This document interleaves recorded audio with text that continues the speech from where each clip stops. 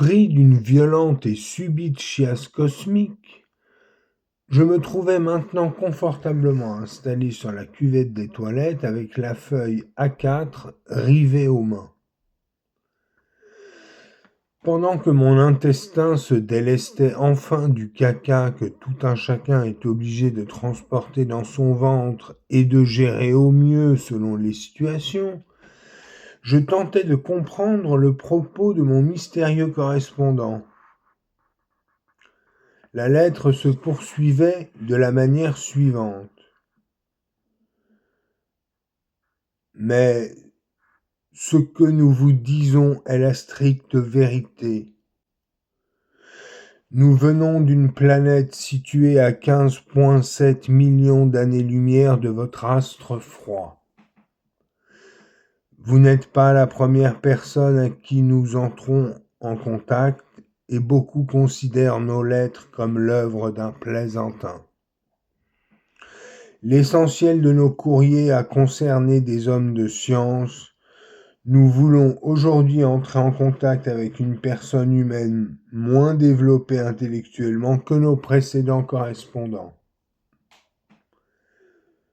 Je me sentais humilié, d'autant plus que le rouleau de papier toilette touchait à sa fin.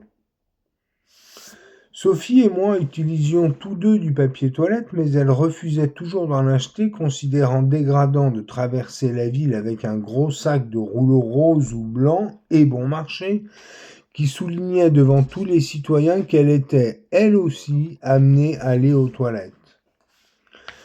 Je n'avais pas ce genre de préciosité, mais j'oubliais systématiquement d'en acheter, ce qui fait que ces ruptures n'étaient pas rares.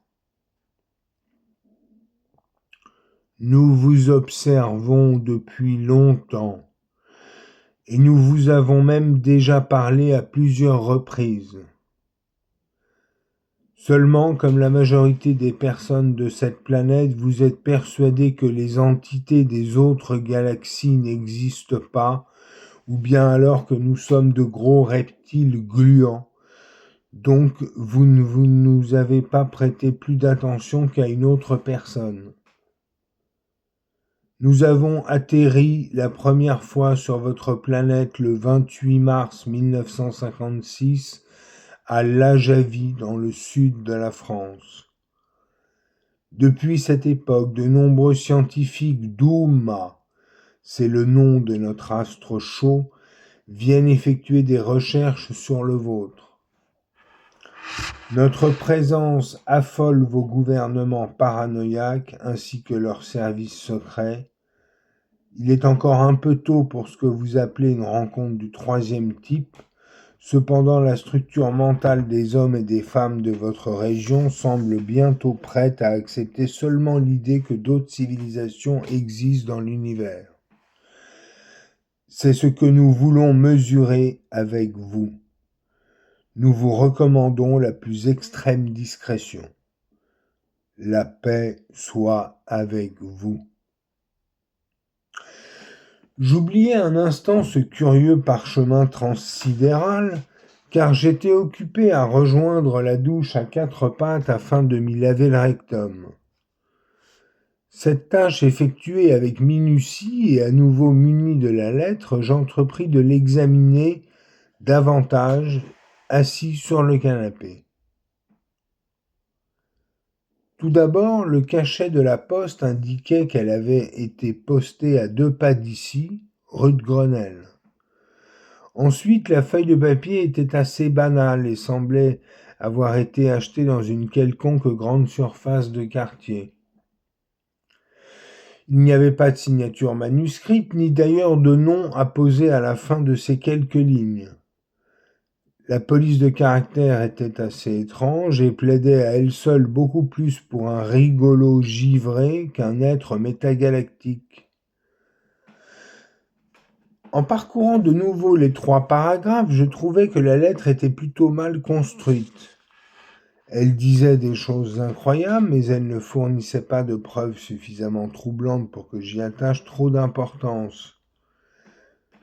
J'avais déjà écouté des illuminés à propos d'invasions extraterrestres, et je les avais toujours trouvés touchants, mais fêlée.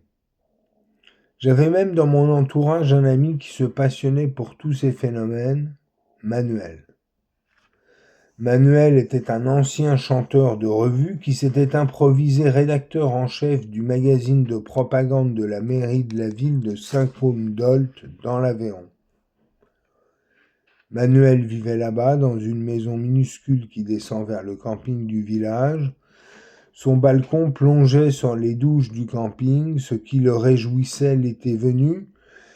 Il avait établi le cariotype des nus des dormeurs sous tente, des nantis de la caravane et surtout des parvenus du camping-car.